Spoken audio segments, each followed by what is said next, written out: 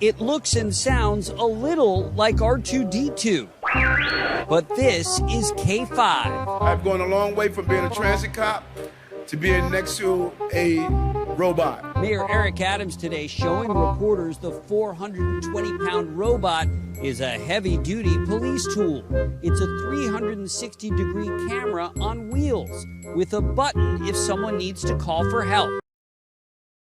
Remember when the NYPD unveiled a robot that looked like it was straight out of a Pixar movie in the hopes it would help keep law and order in the subway?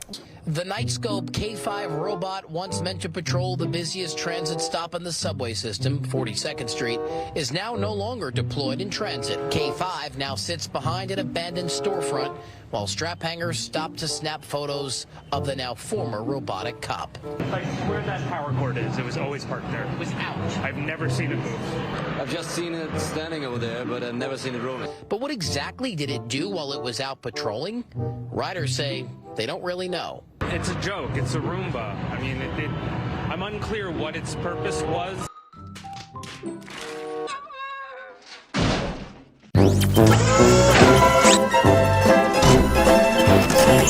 Robotic City.